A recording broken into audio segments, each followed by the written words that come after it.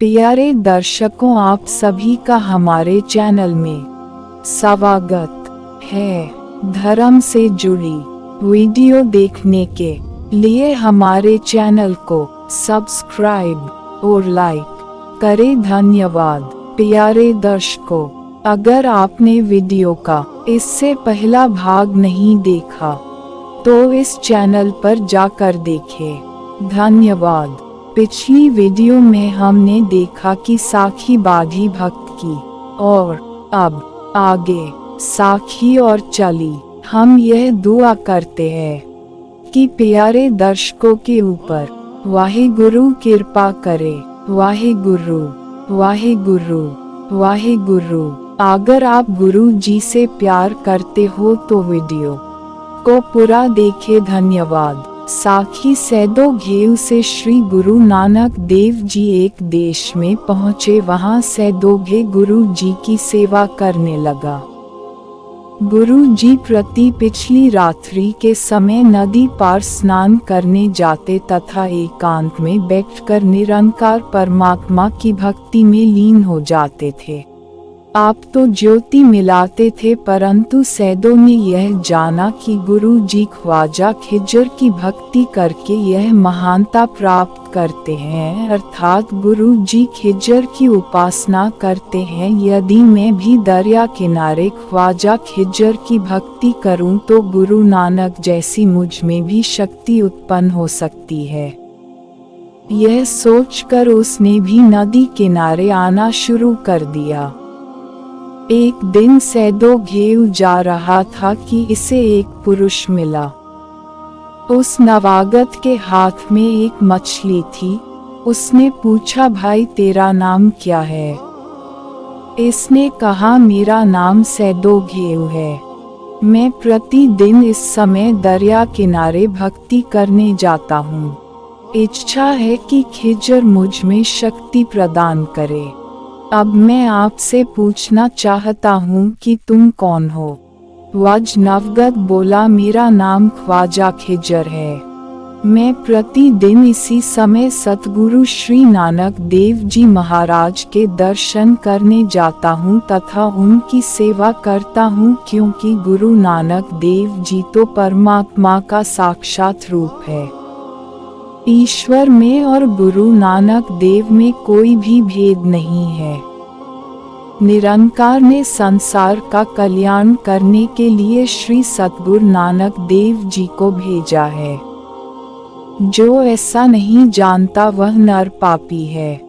इस प्रकार कहकर ख्वाजा खिजर वहां से रवाना हुआ। सैदो घेऊ हैरान होकर कहने लगा कि हमने यह जाना था कि गुरु जी ने ख्वाजा खिजर से शक्ति ली है। यह तो हमारी सरासर जूल थी। खिजर तो स्वयं गुरु जी की सेवा पूजन करने जाता है।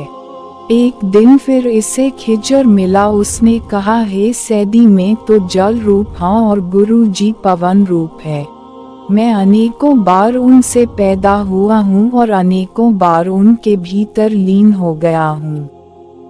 जब खिजर से यह बातें सुनी तो सैदो घेऊ गुरु जी के चरणों में आकर गिर पड़ा और त्राही त्राही शब्द कहने लगा।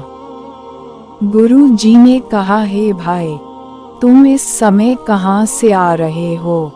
तब उसने ख्वाजा खिजर की तमाम गाथा कह सुनाई।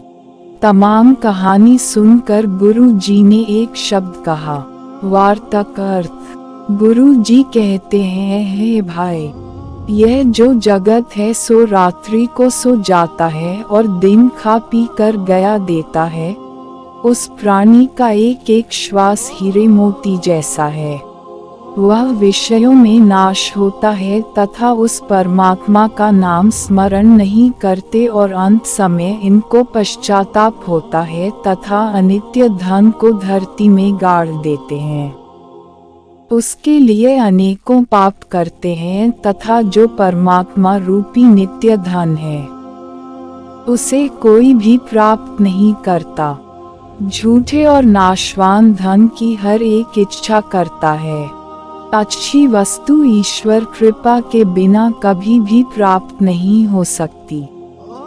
वाले ने कहा, हे गुरु अंगद देव जी। फिर महाराज ने फरमाया कि जिस परमात्मा ने संसार उत्पन्न किया है उसने सदुपदेष्टा होकर संसारी जीवों को परमात्मा के नाम जपने का सन्मार्ग प्रदान किया है, जिससे जीवों का कल्याण हो।